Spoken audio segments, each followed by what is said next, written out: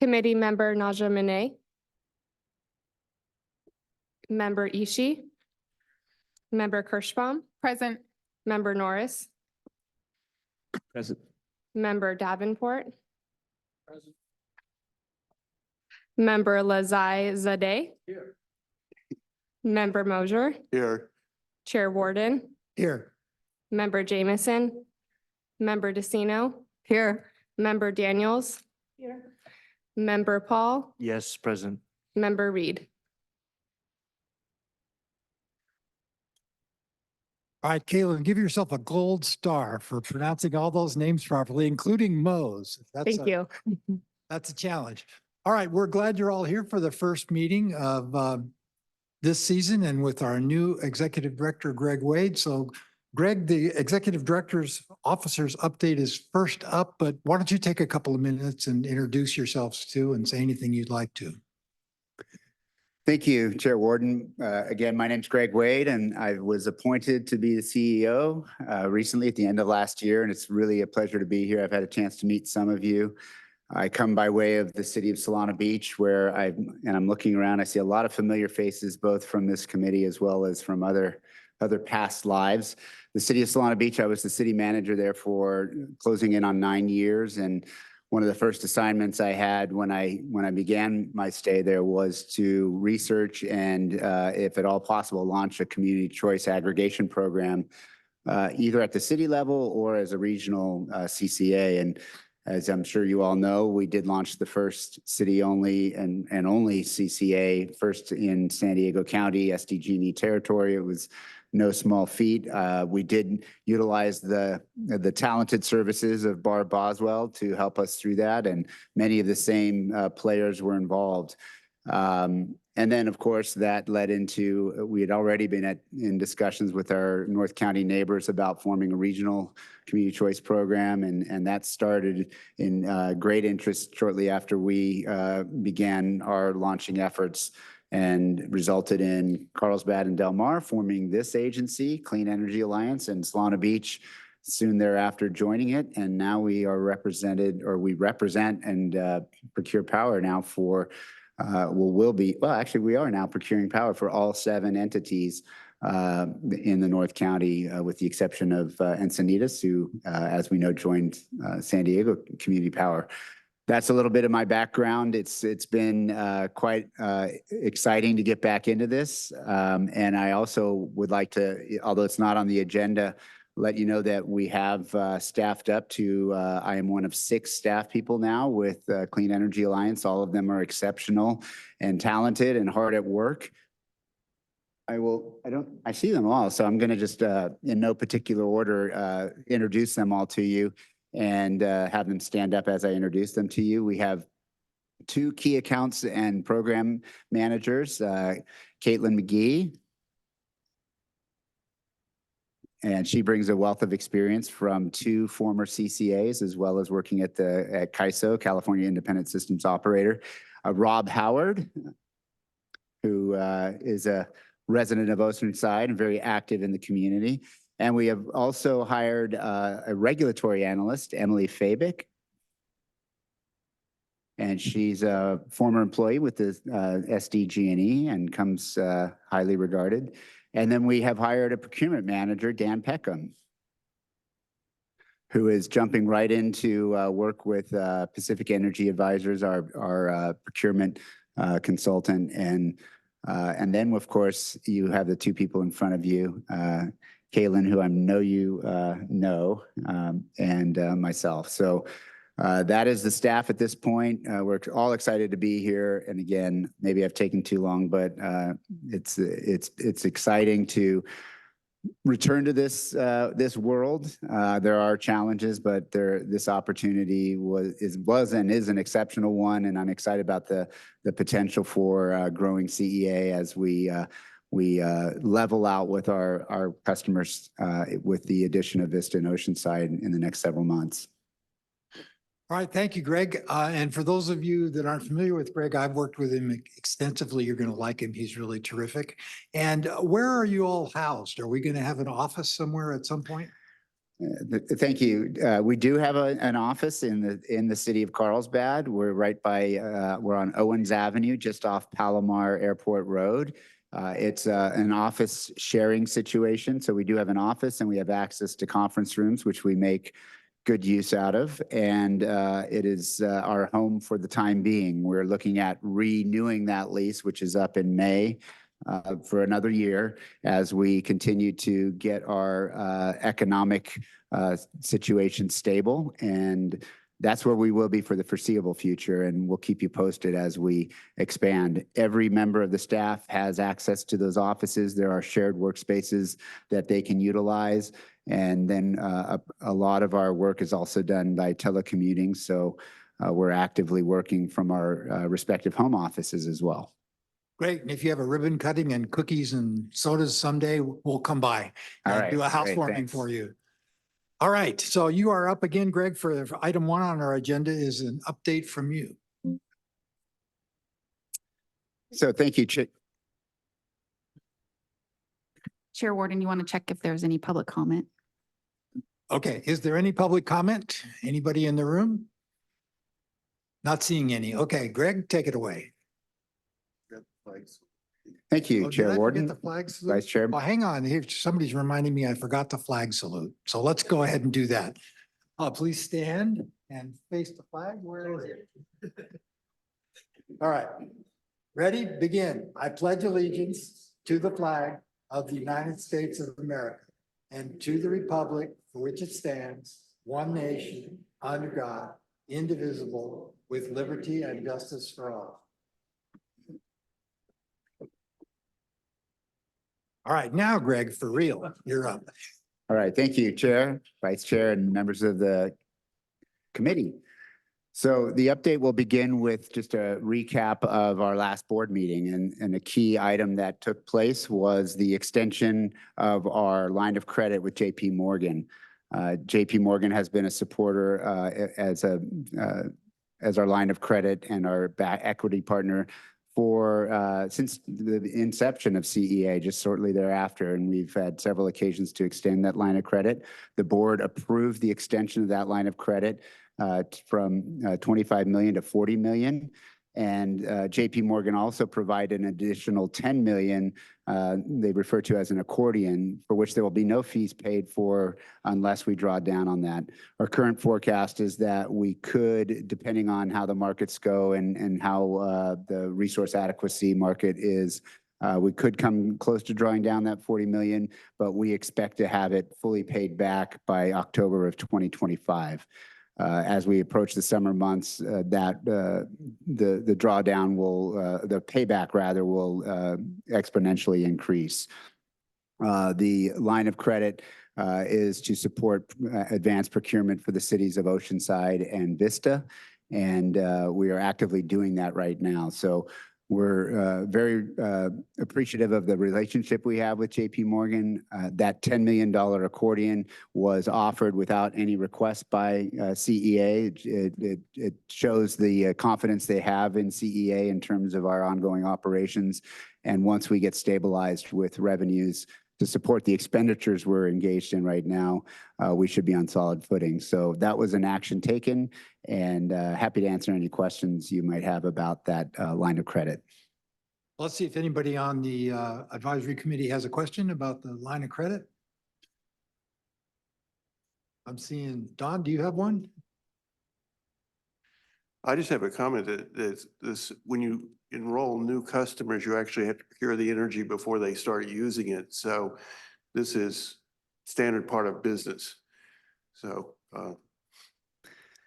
Appreciate that. Greg knows that. I probably know should have that, but I'm not sure underscored that, everybody knew that right now we are actively in the market to procure energy in advance for our forward-looking both year ahead and month ahead resource adequacy for that large load. We're expanding by 2/3. This is our final expansion for the time being, but that's a large additional load to start buying energy for. So it's difficult to buy that energy when you don't have the revenues coming in. And of course, beginning in April, we will start to see that revenue. However, it'll really start to show up in June, July, August, and we'll begin to pay down that line of credit once we get those ratepayers in the system. All right, thank you. I'm not seeing any other questions, so let's go on to the next topic. So the next topic is to announce that we are slowly rolling out our Solar Plus battery storage program with our partner Participate Energy. This is a program to get folks the ability to have solar plus battery storage on single family homes. The benefits of this program are there are no upfront costs to the customers, to the applicants. We view as a very equitable solution to get people into this market. There's quite a bit of energy savings they can hopefully enjoy by using the battery to deploy that battery during either peak times or if necessary during power shutoffs.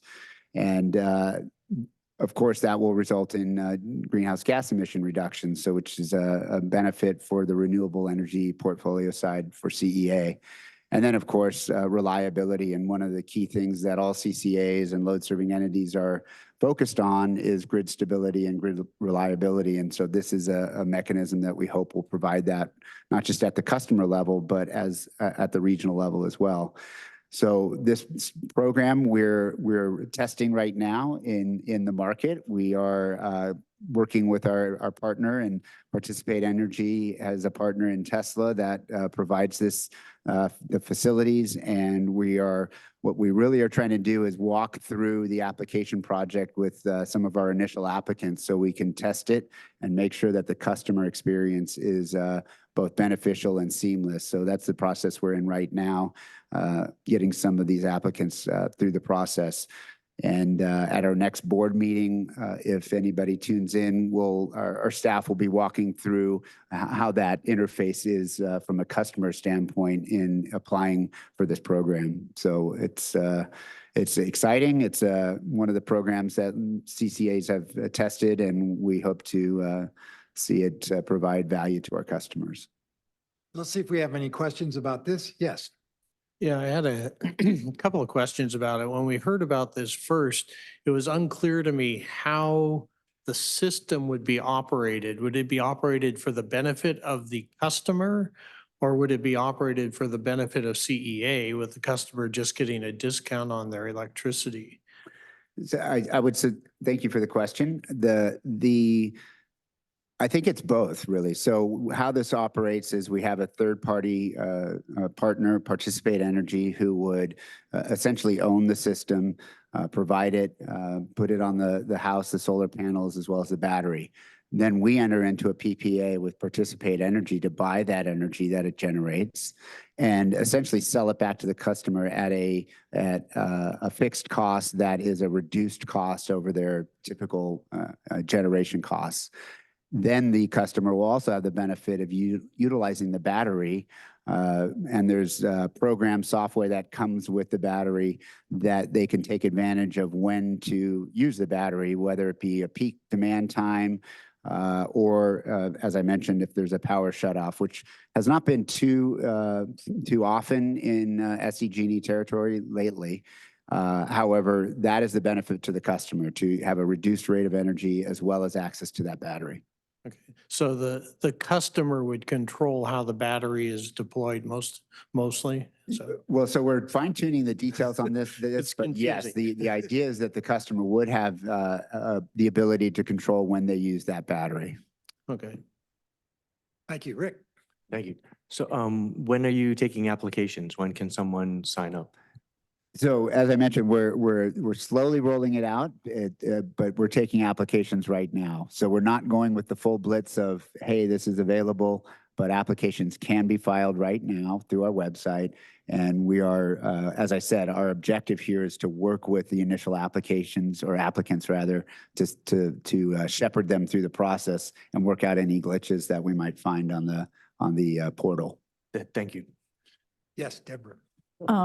So Okay, it's my understanding, make sure my math is right, that customers are being charged $115 a month for the battery, Mhm. 12 months for 25 years. Is that correct? That's correct. Okay, so in my calculation, that's over $34,000. I'm just wondering if they're going to ever renegotiate that, because that seems like a lot of money for a single battery. Yeah, and that cost is for the entire system, not just the battery. So it's the panels and the battery. Okay. Now, there are provisions in the contract that allows for a purchase of the facility within a period of time. And so that is an option that the applicants would have, so that they wouldn't have to amortize that over the full life of the contract. Okay. All right, thank you. And Paige, I apologize. I called you Deborah, but I know that you're Paige. All right, other questions? Yes, Mika. So I'm just wondering what type of population is a target customers at this point? So you said that you are testing right now. And so just out of curiosity, what type of people are actually a target right now? And if that's a limited group of people, is there any possibility in the future we are expanding that target population? Yes, that's a great question. So right now, we haven't expressly gone out to target groups, but we are meeting with community groups. Our hope is that this will be something that will be appealing across the socioeconomic spectrum. So we are going to be looking at targeting groups that might not otherwise have the capital or income to purchase a system like this outright. So we will be focusing on communities that, as I said, might not otherwise have an opportunity to purchase a system at the outset. So we're developing that plan right now. Our key accounts program managers are meeting with community groups and groups that we hope will take advantage of this. And that's why we want to make sure that the interface with our portal is seamless and easy to navigate, and that we provide that experience to our customers that makes it easy. So it's not a daunting experience that they have to go through. All right, thank you. Anything else on this? Yes, Paige. Greg, do you know how big of a system they're sizing these houses, like 90% or what of their energy use? Yeah, so that'll be developed per application. And so we're expecting, that the application process will determine, look at the applicant's bills and look at their energy use and determine how to size the system on an applicant by applicant basis, if I'm not misunderstanding the question. Well, I'm just wondering, I mean, I know SCG&E doesn't like you to oversize the system. Right. So I'm wondering how close to 100% that you're trying to, Yeah. I'm wondering if Rob is right. Yeah. Wait. So, and by the way, if anybody behind me wants to step up and respond to this, I have no problem with that. They've been pretty close to this program, actually, in some cases closer. But that is still going to be I guess the protocol is that we're not going to oversize these systems now. And we've been in some conversations with people in the community where our hope is that on a larger scale, we might be able to oversize the systems. But for these residential projects, the objective would be that it would be sized to provide sufficient power. And I think, Rob, if you want to step up and add to my answer, you can go ahead. Thank you. Thank you. Basically, what we've seen so far is we're working with Participate Energy and Tesla. The first thing is to actually size based on your current usage. So, but you have the option to look at what you plan to do. So I think what I'm hearing you saying that what SCG&E has been doing in the past. However, we're looking at working with the system installers with your current usage, but also giving you the option of what you plan to do in the future, if that makes sense. Thank you, Rob. Yes. Rob, before you sit down, if you could also, to the question that was asked earlier about our targeting of certain groups, I know you've been meeting with various community groups. If you could maybe respond to that, because I think we talked about that this morning. Yes. One of the things we've been looking at is the fact that people don't have the entryway into solar. So what we have been targeting are groups that would have the interest, and without getting too far in the weeds, you're looking at probably 300 kilowatts usage and up. So are people who are actually using a significant amount of electricity. Well, this will give them a set rate so that during the higher time of use times, we can help reduce the bills that way. And then the battery comes in to also allow you to, again, have the discharge during the higher time of use periods, to charge during the cheaper times. It's a holistic approach, not just one or the other. Thanks, Rob. Let's go Tracy and then Kevin. Yeah, I basically have the exact system already. So if you need any examples, I know with the company that I had it install, they've actually had a couple customers sent my way just to ask about the battery because that was so new 2 years ago or 3 years ago.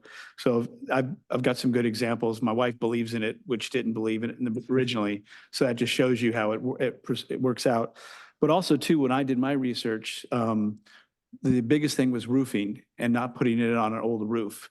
So it sounds like you've already done your research, but that was basically, we replaced the roof and the solar at the same time. And the nightmares I'd heard was people that basically put it on old roofs and had problems. So. Yeah, I know Rob has some personal experience with this. But I just wanted to mention that one of the initial parts of the application process is to assess the roof for the ability to put the system on. Now, there are some parameters that Tesla operates under to make sure that the roof is an adequate roof on which to locate, because part of this is not to replace the roof, it's just the system. So that may create a barrier to some applicants that come in that want the system, but it may prompt some others to change out their roof if necessary to take advantage of the program. I was just gonna add, I do want to take a look at what you have. I really enjoy the process of getting all the information and learning, because what we want is a truly positive customer experience. And so, yes, I would take you up on that. And with the roofing, one of the, there's a young man that actually works for a roofing company that said, hey, we know how many roofs we're putting in. And literally he's interested, and he said the same thing. It's better to target brand new people who just had the installs when we start talking about expanding the market. All right, thank you. Kevin, you had a question? So a couple questions. First of all, I think I know the answer is, so it's just people who own houses, single family detached homes, correct? And your target, you said you're talking to communities. Are you talking to potential landlords or apartment complexes, people with low income? That's what it's for, right? So people who can't afford a house. Is there a way to break into the apartment complex? So it would benefit many people, right, at one time, and the landlord as well. And I think just at a high level, yes, we are looking at that. CCAs are looking at that across the state, because there is a challenge when you have the landlord-tenant relationship. We are looking at that potential. We are working on a local solar program, which is primarily targeted at commercial and industrial users that would provide a larger benefit. But we are actively involved in groups and looking at ways that multifamily housing can be a player in this solar field. It's a challenge, but it is something we are investigating. Great, thank you. Don. I'm going to repeat a comment I made a couple meetings ago, because neither Greg or Rob were here, but we had a grant study program in Del Mar that was funded through Del Mar Community Connections that serve senior citizens. And we had contractors go out and talk to seniors about energy upgrades. And these were relatively low income people in older houses. And that was a enlightening program, but not successful program. The big response we got was, we're only going to be in this house a few more years and we don't want to spend any money on anything, right? The other response we got, even though these were young, attractive people surveying, was door was slammed because we don't want any more solar contractors trying to sell us stuff we don't need.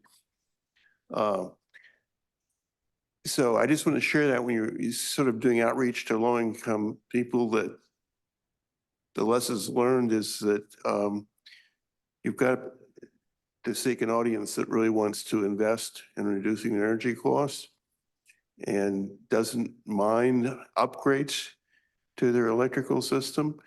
And that sort of narrows your audience, I think, significantly. Those are excellent comments, and we expect to see, I think, a little of all of that in our outreach efforts. So we're aware of those challenges, and we actually, in part of our outreach to Vista and Oceanside, we are engaging with the senior communities. So we've done, I know Caitlin has been involved in meeting with the senior community centers and some of the other senior groups. So we are aware of that, and we don't want to get in a situation where we're perceived as pushing or forcing this on anyone. This is something that people who are interested in and in this opportunity and in the long-term benefit, both for them and from an environmental standpoint, I think are the target population at the outset. All righty, thank you. I would leave it with Greg. Can we look to you to let us know when we can contribute by reaching out to the organizations in our community to help it? And when you've figured out some of these details, I don't think we want to jump the gun on it, Right. but we want to help, and we're awesome at doing that. I'll have to Yes, say. absolutely. Absolutely. That I would be happy to do that. Great. And this is a program we looked at probably a half a year ago or more, and we recommended it to the board, and they've adopted it, and it's going to be a great program, and we're here to help. All right, thanks for that. Let's move on to the next item, Greg. Oops. So another program that we've been working on, obviously, and this is something I think one of our board members, Jameson, has expressed an interest in the last couple of weeks, is how to get people to opt up to 100% renewable. And while at an individual customer, residential customer basis, that can be a challenge, one of the things we're looking at is recognizing large commercial and businesses for doing so. And so we've developed a program, the Green Impact Champion Program. It's a recognition program whereby we provide some free, if you will, marketing, in as much as they're paying for that cost to opt up. We provide a window sticker, a window cling, I think is a better way to call it, for those businesses so they can announce themselves as Green Impact Champions.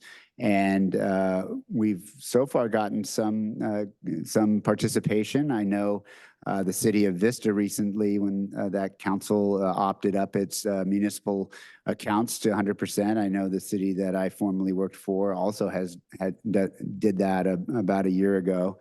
And so this is a program that gives you some recognition. It promotes these companies on our website and allows us to recognize them as green energy partners, as well as give them some, as I mentioned, some free advertising for doing their part. So it's in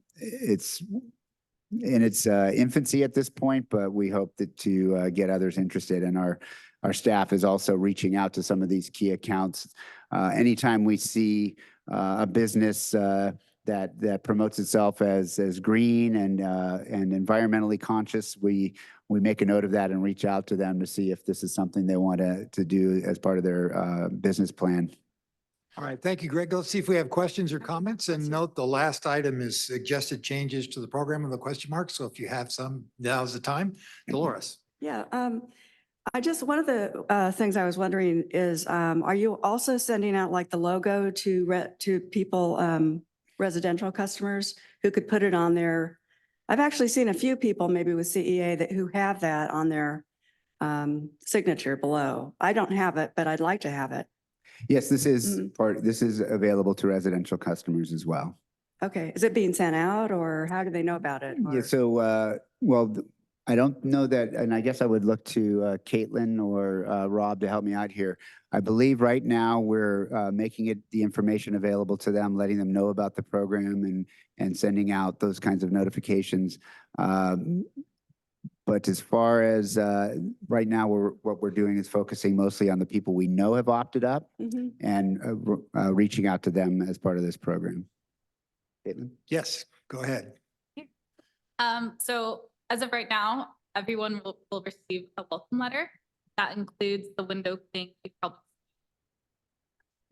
but I think what you're saying, if we're offering like a JPEG document to include on email or whatnot. I haven't heard of that idea.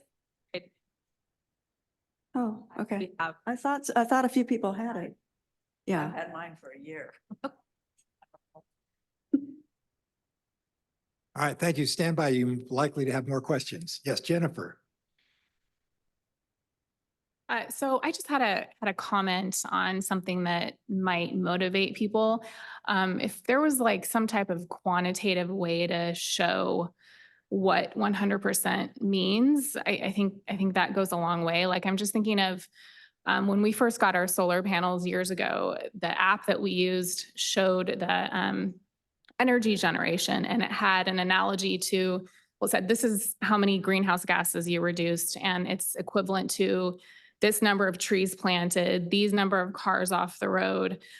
So I think 100% renewable is nice, but when people can say, oh, look at what I did, and it kind of makes it more motivating, and they often want to share that with other people. Like this is what I did. I don't know if there's a way to quantify the energy use in terms of, between what's the baseline that our customers sign up for? What's like the middle one? What percentage is that? The Green Impact Plus. Right. So 50%. what percent? That's 50%. 50% renewable, 75% So I carbon don't know free. if there's a way to kind of quantify that and then have some type of analogy that people can really understand. I think that would be helpful. So I just wanted to share that.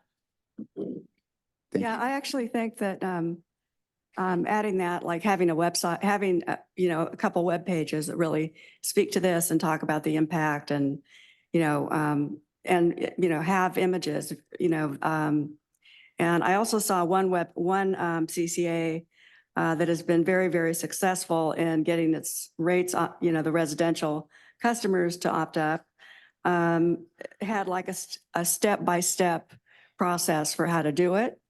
And I'm kind of confused because I've heard that it's, someone had told me, maybe Barbara, that it was not so easy to do. But I think it appears like it's pretty clear cut in terms of the steps you take to do it now. Right? Yeah, to opt up, it's quite simple. To Yeah. actually, it's as simple as going to the website and clicking the button and opting up. The challenge is just getting people to do it. To do it, And right. so I think, and to the comments made earlier, those are great comments. They're actually things we've been talking about internally to quantify the benefits, not just by saying 100% renewable, but what kind of GHG reduction, both individually and collectively, that might translate to. So I think Barb's comments were more specific to getting the individuals, the residential customers to opt up. Is we can market and we can encourage, but it's just getting that person Yeah. to make that, What's click that actually gonna button push and them to take do that it. step. Yeah. And it's not, to be clear, it's not a huge dramatic increase No. from the default product to 100%. So we are looking at ways that we can actively market that. All right, thanks. And this is one of them, by the way, is the recognition and hopefully, just getting more people aware that this is available. Great. Mika. Yes, how about getting the school kids involved to it? I understand right now you are targeting business customers and residential. But how about so they expand this program to the school district or schools and then help sort of help young kids to being educated about greenhouse gas reduction and maybe renewable energies. Another great suggestion. We met this week with the schools committee of the Community Advisory Committee. And so we are interested in looking at those possibilities. I will say there's two different ways we're looking at that. One is with the schools themselves, although they're looking at ways to reduce their energy costs. So potentially working on that, and also as a potential for a local solar program or excess generation microgrid type setup for the schools. But getting our students involved and aware of this program is absolutely a good idea. To the extent to which the children and the school students can translate into a market uptick in opt-ups is a little bit questionable unless they're good at pressuring their parents to do so. Some of whom I'm sure are, but that is a great idea. We are engaged with the schools, particularly right now with our outreach prior to launch in the two cities. We have been meeting with the youth and getting them actively engaged in this, but great suggestions, and I think we're welcome to receiving any ideas about how to expand this possibility. All right, other questions or comments on this? Yes. Yeah, I was just converted over from them to the program and want to upgrade, but the thing is, there's no details or information of what that would cost. I think that somewhat needs to be there, of what going from the middle program, the 50, 75 to the 100. I think people want to see numbers, and I know everyone is different. Having got the letter just recently, because I was kind of at the end for Escondido's conversion, it really wasn't edited for anybody that had solar or under NIM. And I think that should be more specific for those customers as they convert. We've got the two new communities coming up. We have a chance to, because they're definitely, anybody that's got solar is already somewhat educated on the systems and stuff, and there was no information about that. I think that's one of the goals of being able to try to have people upgrade is what is the cost, and is that cost going to go down over time? So just wanted to note that. Thank you. Dolores. Yeah, I don't know that it's really appropriate now, but I don't know whether we're going to come up with actual changes to the program. But anything we come up with, hopefully, would be complementary and supportive and synergistic, working together, hopefully. But we have the subcommittee that is, committed to 100% renewable by 2035. So, there are a number of things we've talked about. We've just had one meeting, including what Tracy just mentioned, in terms of direct communications that are already occurring that maybe could be a lost opportunity to be promoting, the opt-up option. But I think it might be more appropriate for me to wait until we get to the subcommittee reports. I don't know. Is it? Yes. Okay. Yes. Yeah. All right. Any other questions, comments? Don? Oh, I just wanted to comment that one thing you can talk about is the fact that CA's energy supply is so much cleaner than SDG&E. I know in Del Mar, we had, I think about 24 customers who opted to stay with SDG&E, but they're responsible for 3 times more air pollution, greenhouse gas emissions than the CEA customers. That's a shaming tactic, but I'm not beyond that. That and sicking kids on their parents. Those are the two that'll work. All right. I think I'm hearing consensus that we like the program. We've talked about this before. The parameters that are set out all look good. There's some significant interest in having it quantified examples of please opt up and take 2 cars off the road or whatever kind of a thing. And I would add too, maybe consider some sort of a business green energy champion of the quarter, where we would recognize a residential green champion and a business every quarter so that they don't get a welcome letter and then they're on the website and then they think we forgot about them. All right, other final comments or questions? I think that's all good discussion. And Greg, you're still up, I think, so keep going. So as I've mentioned, one of our priorities right now is to engage with the communities of the cities of Vista and Oceanside for the impending launch on April 1st. We have been very active in these efforts. As you likely know, there are the required notifications, the pre-enrollment notifications that go out 60 days in advance of launch. Those have gone out. Then a 30-day notice that goes out, and we started sending out those this month. And once enrolled, there's a notice after launch in May, a welcome letter, and then a post-enrollment postcard that goes out. And in addition to those notifications, we have been actively engaged with our local newspapers, chambers of commerce. We've had, I won't go through all of this, but we've placed ads in virtually every publication that we think is useful and will have a reaching impact, and various magazines. We're working now on some internet-based ads, as well as last week, the vice chair of the board and council member Katie Melendez last week, it was 2 weeks ago, and I participated in the Vista Chamber of Commerce podcast, which will be airing soon, and we're looking at advertising on the podcasts. Here's a number of other items that we've done in terms of outreach. The Vista Moonlight Amphitheater sponsorship is one that we've taken a keen interest in. They are a green impact champion, and we've put together some advertising both on their electronic marquee as well as a banner and some other publications, as you can see up there. So that's part of our program. We have been actively engaged with a variety of outreach efforts. Most recently, the team participated in the Vista Farmers Market last, I shouldn't say most recently, but the Vista Farmers Market last Saturday morning. We've been participating. We participated in the Oceanside Sunset Market last week. As I mentioned earlier, we provided presentations to the couple of the Vista senior groups, to one of the mobile home parks, Green Valley. And up here you can see the upcoming events. We will be participating in the Vista Chamber of Commerce Meet the City event next week.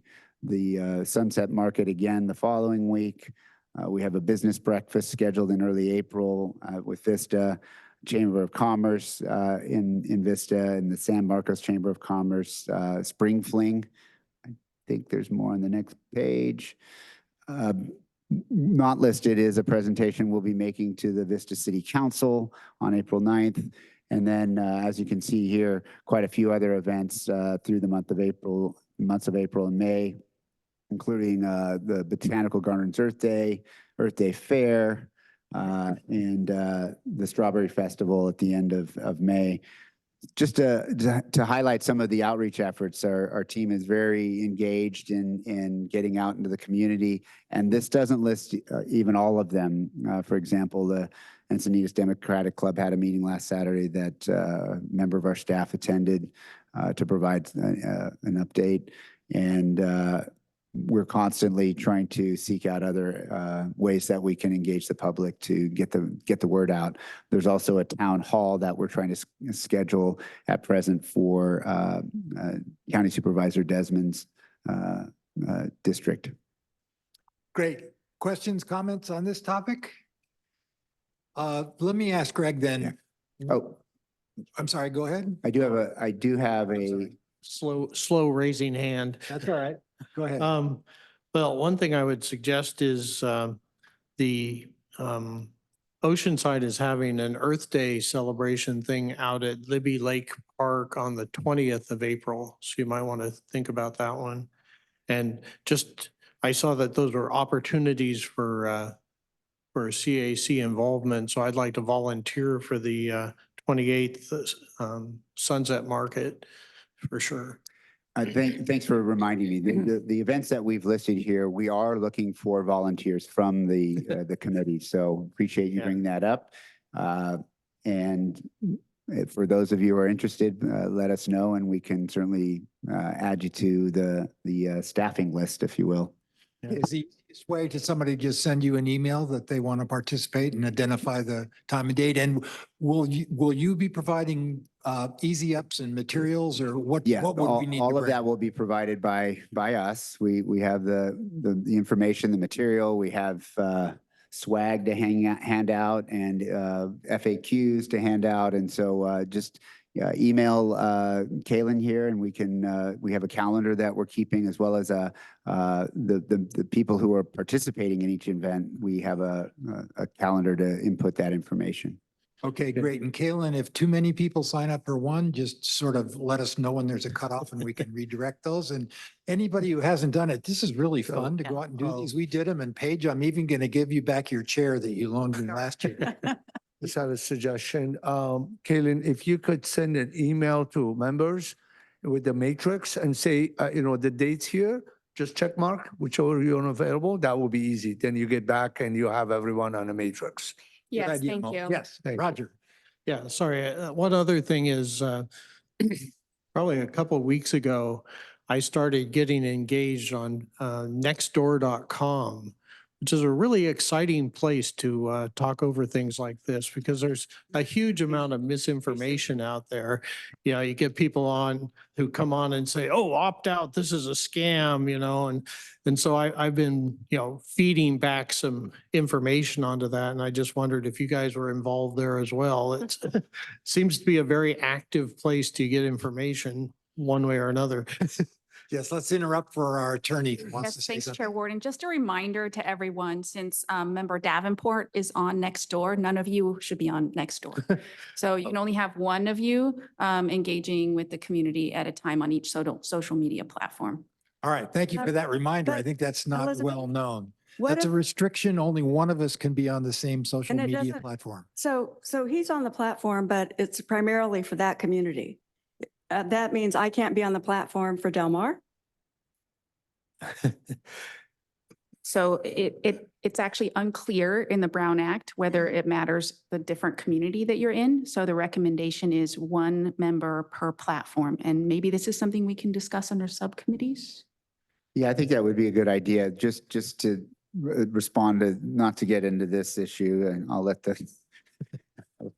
Ms. Mitchell handle the Brown Act issues, stay in my lane. But as far as Nextdoor and even Facebook, we've discussed that, and we see those posts from time to time. Our marketing group will pass them along, and our approach is, rather than engage directly, is to provide information that is accurate, whether we can do that. And I appreciate your efforts in doing so. I know in the former city I worked in, that was typically the method that an individual council member on, whether it be Nextdoor or Facebook, would be the conduit through which the accurate information was provided, rather than staff getting in a back and forth. And so that's been our approach, is to try to get the accurate information out there. The likelihood that we will convince the people who are outwardly spreading that disinformation is not great in our experience, but do appreciate the local effort to do so. Yeah, mostly what I've been doing is, just like I said, presenting information that's more factual than what they're presenting out there. But it's Are you- definitely an engaged I just was group. wondering, I'm sorry to interrupt you. Are you identifying yourself as a CAC Yes. member? Yeah, Yeah, I've okay. told people that I'm a volunteer member of this committee, and that they can reach me through the email Yeah, there, and Right. And maybe refer the them to safe the way to website. manage this until we get advice otherwise is, if anybody else sees something on there, forward it to the staff and let them respond to it, rather than having a second person engage Right, on. yeah. on That- Nextdoor. And for that matter, I could send things to you guys too, if you want to respond or send something out. Yeah, so again, the way we're handling it is we try to group the comments into informational blurbs, if you will, or FAQs. And one of the ones we're working on right now is dispelling the myths or myth busters, if you will, of CCA. And so that information can help inform the way we structure that information we provide. Okay. So I have a quick question. Yes. So when this happened before, I would contact Barbara, but now with everybody new and we're growing. If I see something and I have a question, who do I go to you, Greg, or do I go to, is there a group email that we should contact and not violate the Brown Act, or who should we contact? at the board? Feel free, you can contact me. Okay. Any one of the staff members that get an email from you will filter it to me. So start with me and we can take it from there. Thank you. Other questions or comments? Yes, Paige. I just have two questions. I think most of the cities, the existing members that are already have launched probably have an Earth Day event. So like I know Carlsbad does, so I'm wondering if you're going to be tabling. I didn't see it on the list. And maybe, if you guys can't make it, maybe we can do that because we're going to be there anyway. That's one question. My other question is whether or not you do like small community events, or we can represent you at small community events. I run an endangered species day in May at the Lagoon Foundation that way. Anyway, it'd be great to have some information for residents when they come through too, so. Yeah, and the response to that is we're always happy to try to get out to any group that we feel is interested in here or that would like to hear about us, or that we feel would be interested in hearing about CEA. So the Earth Day events, we'll take a look at that. Depending on how many there are, whether they're all on Earth Day, that could be a little bit of a challenge. So, but by all means, feed those to us and we can staff them up where we Right, like. thanks, Rick. Yeah, I think I'm hearing that regardless of the rollout of Oceanside and Vista, that you should keep up these Oh, yeah. events and that we'd all be participating. All right, Mo. Just the follow-up on Dolores's. So I'm not familiar with the next door, but is it every community has a next door? Like say Oceanside versus Del Mar that she is in? Yes. Maybe we need to clarify whether it's one region-wide or no, every, jurisdiction need to have one. Thank you. Yeah. My recommendation is that we talk about that item during subcommittees, if you don't mind. Right.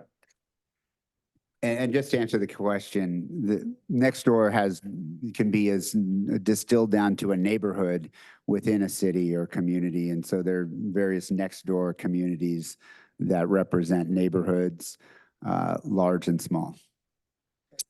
All right, then let me ask, just for clarification, Caitlin, are you able to send out the kind of matrix that Mo was suggesting, or should we jump on you based on what we've got on the screen? I will send out an email following this meeting with these events listed, as well as specific time slots, as the events sometimes, some are 2 hours, some are 8 hours. So we'll be sure to divide it up. Obviously, there can't be more than 7 CAC members at an event to avoid having a quorum. So we will make sure that we take all that into consideration, and I'll be sending an email after this meeting.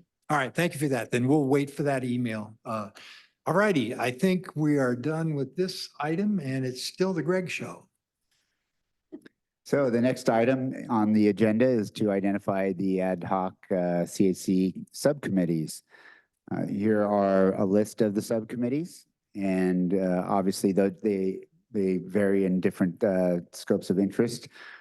There you see the members of each. Well, at least the current subcommittees, and this is really up to you guys to identify any others that you think might be useful. All right, let me ask upfront, we had a number of other subcommittees that were operating last year, and it's not clear to me whether those we're closing them or we're continuing. There was an underserved communities subcommittee, there was an outreach subcommittee and a program subcommittee, I think. Local projects. So Local projects, yes, Chair Elizabeth. Warden, if you'll recall, my advice was to make sure these remained ad hoc subcommittees. Yes, I So- do remember that. Right, so the appropriate thing to do to make sure they remain ad hoc is to take a look at your 2024 work plan that's now been approved, and taking a look at that, which is attached to the agenda, decide what subcommittees may serve to further what your work plan is and set a specific topic for that subcommittee and a deadline by which it will expire. All righty. Up to 12 months. Thank you for that reminder. And I think that's a good approach. It's kind of like zero-based budgeting. Each year, we're going to take a look and see what subcommittees do we want for the coming year. And that's the topic on the table now. So the floor is open for people that want to make a suggestion. Don. And then Ron. Go ahead. I was on the EV subcommittee last year, and I think that there's a real need to reconstitute that committee, particularly to pursue issues about grants for EV chargers, where there are a lot of federal funds available now. And also because the charging infrastructure is a big impediment to EV vehicle adoption. And also because there are now 34 different EVs you can buy. Last year, there were, I think, only 18. And now there's a national charging standard so that the plug-in, Tesla plug-in will be the national standard, and all the new vehicles in 2025 will be using that. So we need to think about how we adapt to that change. Good suggestion. Why don't I do this? I'll keep a running list of suggested subcommittees and then we can come back to them and see who wants to serve on what and whether there's consensus to move forward. So we've got an EV subcommittee suggested. Anybody else want to suggest something else? Ron. Yes. Well, we had the disadvantaged communities subcommittee. I think it's really important because they can easily slide off the table. And there's a lot of work that needs to be done there and has to be done with the city members. So I would recommend we keep a subcommittee around that. All right, thank you. I put that on the list. Anybody else? Yes, Mo. I would highly recommend an outreach subcommittee that because it's such vital that, you know, I know we have like school outreach, but then just is like more community outreach. All right, so outreach committee is on the agenda. Chair Warden, if I just may interject one more time. So in terms of keeping it as an ad hoc committee, what you'd like to do is take a look at the 2024 work plan. You don't want to continue a subcommittee from last year because that closed out last year. So for example, the EV committee last year was focused on something different. This might be the EV charging, subcommittee. For example, and then tie that into something from your 2024 work plan. Okay, we now have an EV charging subcommittee, and I get the concept where we're doing a new mission statement for each of these subcommittees based on the current work plan. So informally, we may call them continuing, but that's really not what we're doing. So we'll think up a good name for the disadvantaged community ones and the outreach that are new. Anybody got any other topics that they think we should address with the subcommittee? I would suggest one of the things we recommended to the CEA board was to hire a grant writer and pursue grants. And I'm not sure whether that's in operation or whether we should look at having a money chasing subcommittee ad hoc basis of this group so that the organization as a whole is aware of where the money is and how to pursue it. So Greg, I don't know if you can update us at all on what's going on at the CEA board about that.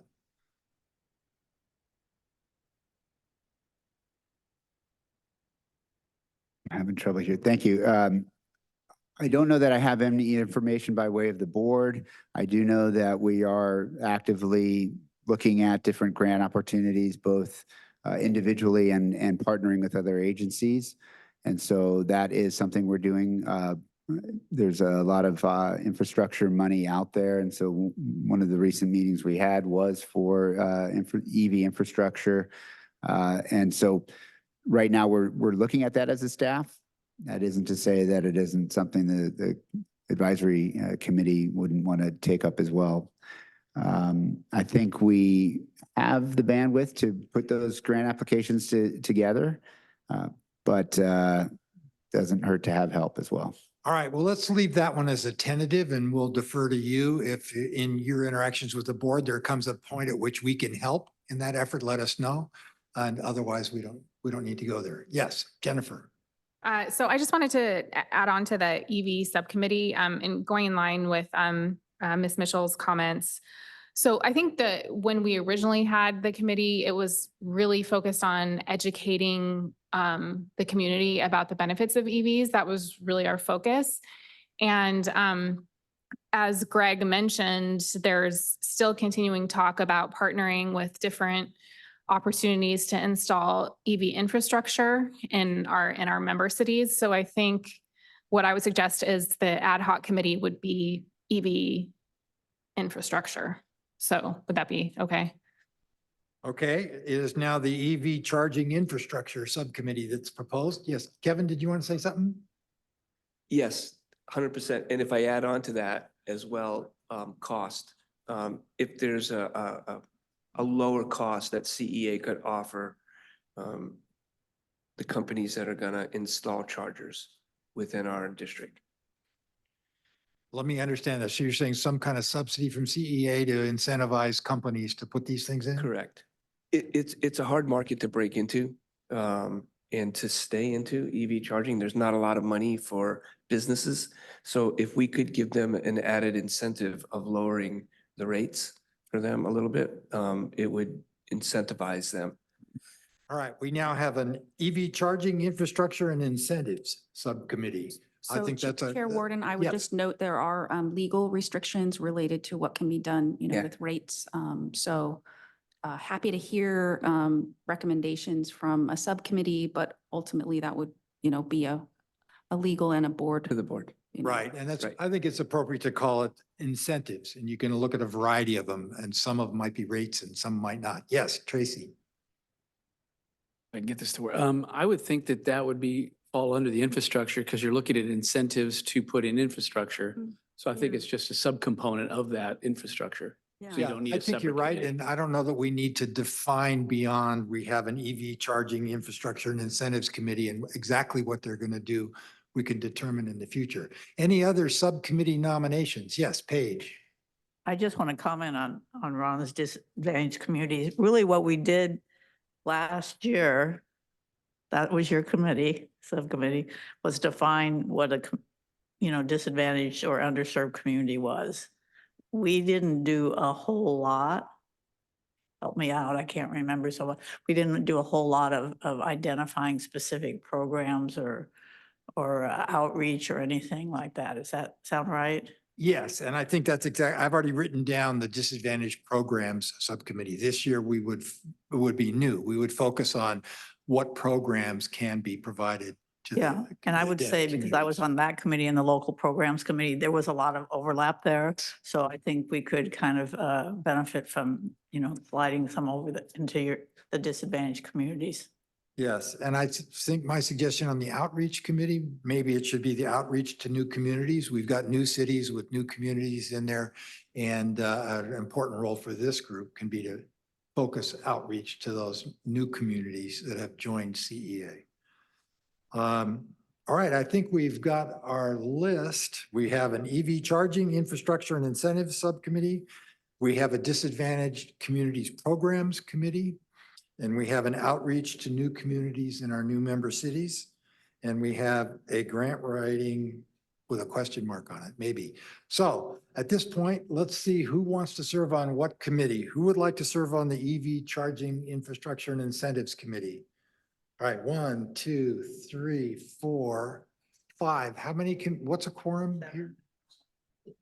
7 is a quorum? So all 5 of them can serve on that? I'm looking at Elizabeth. She's not telling me no, so. There are 15, so you can have 7 and it's okay. All right, then put your hands up again and let's ask somebody on the staff to get your names down, and you folks will all be on the EV committee. And Dawn, you're on that as vice chair. Can I ask you to, at least on an interim basis, serve as the chair for that committee to organize the first meeting? And just for clarification, you guys can meet however you want in person. You can meet by Zoom. And you will just be reporting to this full group on what you do. Yes, Elizabeth. Thank you, Chair Warden. Just a reminder, so with the subcommittees, the recommendation is just to communicate amongst yourselves when you're not in this meeting. So don't reach out to another member who's not on your subcommittee. That way we make sure there's no Brown Act violations. All right, very good. You can brown nose, but no brown acting. That's the rule. All right, the next. Chair, I'm sorry, this- Chair Warden, is it okay if I just make sure that I captured all of Yes, the please members? do. Okay, so for the EV infrastructure and incentives subcommittee, I have member Naja Minay. Nakamide. Yes, okay, thank you. I have member Kirschbaum, member Norris, member Davenport, Vice Chair Mosier, who will be the chair of the subcommittee, and member Reed. Yes, you got it right. Did Yes. she miss anybody? All right, then let's move on to the Disadvantaged Programs Committee, and this is a subcommittee that will be focusing on what programs we can recommend that the CEA offer to disadvantaged communities in all of the cities. I see one person, I see two, I see three. I'll volunteer to work on this one again.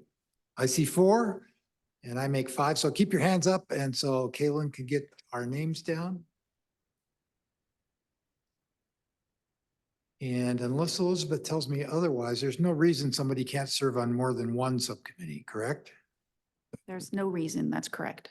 Okay. So Kaylin, you let me know when you've got everybody. I have a question. Yes. Question is for Elizabeth. So one of the things I think this subcommittee needs to do or should do is maybe talk to the member cities. What restrictions do we have in terms of talking? Can we talk to a CEA board member, or is that not copacetic? I'm not sure exactly what you're asking in terms of communicating with. Can we board meet, or can we meet with a CEA board member who represents a city and talk to them about disadvantaged communities? individual contacts you're talking about? Yes. So yes, you just don't want to be meeting with a quorum of the board. Okay. Thank you. Yeah, and I think we may want to contact city staff in the cities to help identify where their communities are as well. All right, did we get everyone on that one, Kaylin? Let's see. So for the Disadvantaged Community Program Subcommittee, I have member Ishii, member Lasai Zadeh, Chair Warden, member DeCino, and member Daniels. And do we have a chair for this? I'll serve as the chair until we get going and until they fire me. All right, so we're good to go on that one. Next is the outreach to new communities. This is the subcommittee that's going to focus on the new member cities and how best to outreach to them. Who wants to serve on that? I see two. Those of you in those cities would be more than welcome. I see four. Anybody else? Going once, going twice? All right, Kaylin, if you can mark down those four. I apologize. Can you please keep your hands up so I can just make sure I capture you?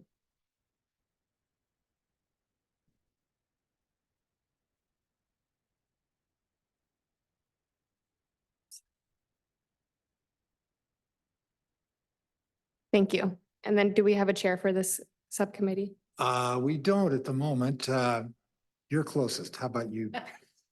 Already chair of one. Oh, she is. All right then. How about you? Well, but who recommended it? Mo? Yeah. No, All I right. mean, I'm sorry, no. All I mean, those in favor of Mo say aye. Mo, you have it. And this just means you're, no, Mo, you get it, Mo. And it just means you have to organize and call the first meeting. And then if they want to select an ongoing chair, they can do that. But somebody needs to get the ball rolling. And we'll appreciate you doing that, Mo. All right, I think we are done. We have three good subcommittees and we have one sort of in waiting about money and grant writing, but we're going to wait to hear more from Greg whether we need to do that. Anything else on this topic that anybody Yes. would like to bring up? Yes, Dolores. just in terms of the existing subcommittees, I just wanted to mention for the 100% green by 2035, we have three members and we're fine with that. But if anybody would like to join, we could, it would be good to have another member or two. Yeah, so let And me encourage Our people. Chair Warden, I would just like to add, we do have two CAC members who are not here. So at the end, after this meeting, we will be updating them with what took place at this meeting, and they're welcome to join any of these subcommittees, as we do not have 7 in any of them yet. Good point. Thank you for reminding me of that. We don't want to exclude them. So invite them. And does Question. anybody in the room right now want to also volunteer to be the green by 2035? A question about that one. Isn't one of the tenets or one of the guiding principles of CEA to be 100% renewable by 2030? 2035. I thought it was 2030. 2035. Is it? Okay. Okay, if you can bring it in early, you'll get a gold star. All right, anybody else want to volunteer? That's an important one. All right, if not, we will hope that the two people who aren't here today might be interested in that. And if anybody changes your mind, just let us know. All righty then, I think we're done with this and we might be pretty close to done with the meeting. Greg, anything else you would like to share with us? I don't think so. I appreciate the time and it's good to see all of you, meet all of you, and look forward to working together. All right, to make Elizabeth happy and for the record, let me ask, is there anybody in the public that would like to comment on any of the things we've been discussing? I'm not seeing anybody, so we thank you for that. I wanted to ask one thing for a future agenda item possibly, and that is at the CEA board, they heard a fairly detailed presentation, maybe last meeting or the meeting before, about the crunch coming between the demand for renewable energy and the limitations in the grid and all of that. And I think it would be valuable for this group to hear. We don't need to go totally in the weeds, but at least a brief update of what that's all about and what CEA's plans are to try to navigate that. And I know the city of San Diego, for example, has a ballot measure. They're going to try to buy the grid from SDG and run it on their own. And I'm not sure what our long-term plans are, but I'll bet we need to start thinking about them. Anybody else got something they would like to include for a future agenda? Yes, Paige. I just want to know, for those new subcommittees, are we expected to report back at the next meeting? I think we would like to ask each one for an update. If you haven't done much, that's okay, but yeah, we're gonna keep an eye on you to make sure that we know what you're up to and that we have the ability to have discussion at the full group with what you're working on. All right, with that, I think, have a question. yes, Don. So should all communication be with our CEA email rather than general email for all this committee work? That would certainly make it easier on everyone. And thanks for the question. I will give you all a Brown Act refresher at the next meeting too. But the topic area there really is the Public Records Act. So there is a possibility we could get a request for records. And if you do all of your subcommittee and committee work through your CEA official email, then you'll know you won't have to search your personal email because there won't be anything there if there's ever a PRA request. So that's a best practice. It's not a legal requirement. All right. Thank you for that, Elizabeth. And good question, Dawn. And on a related note, I would suggest, Greg, if at some point you want to assign specific staff people to work with the subcommittees, you can let us know and then they can copy them on their exchanges so they know what's going on. But I don't think we want to bomb you directly with all of that. Thank you. I'll look to do that. All right. All right. Anything else? I have a question. Yes. This for Elizabeth.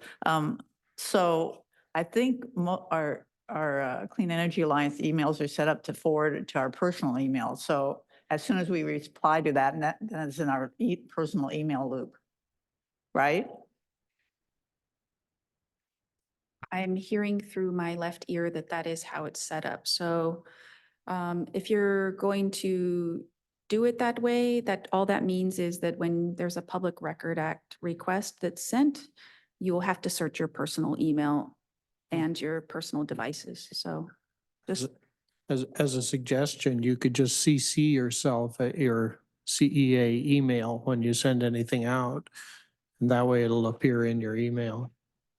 Yeah, and be aware that applies, See PRAs yourself. apply to text messages too, right?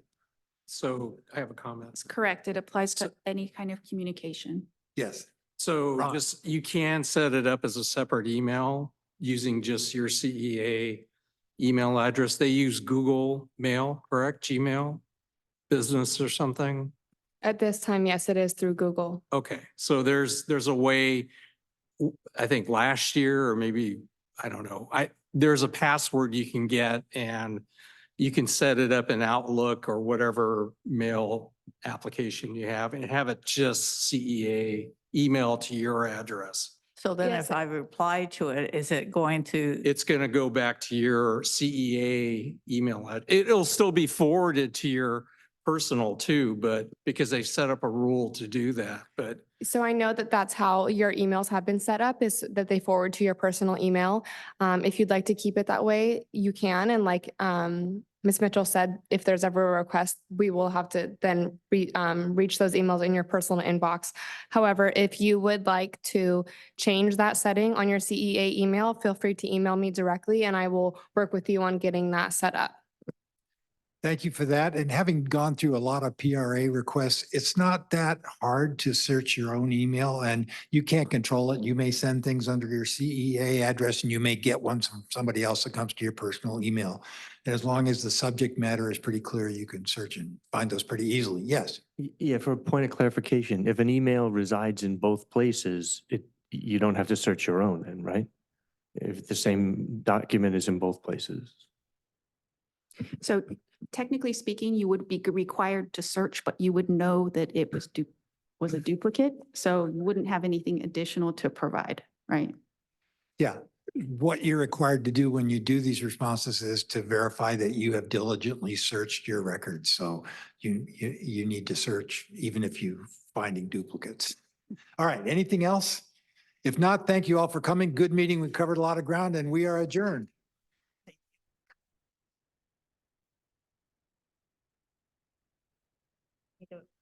stop in the back? I brought this up because the Just take your time. Attorney General's office said fair board members can only communicate with our SD Fair. Really? email from now on. I gotta say hi. And so all business that we do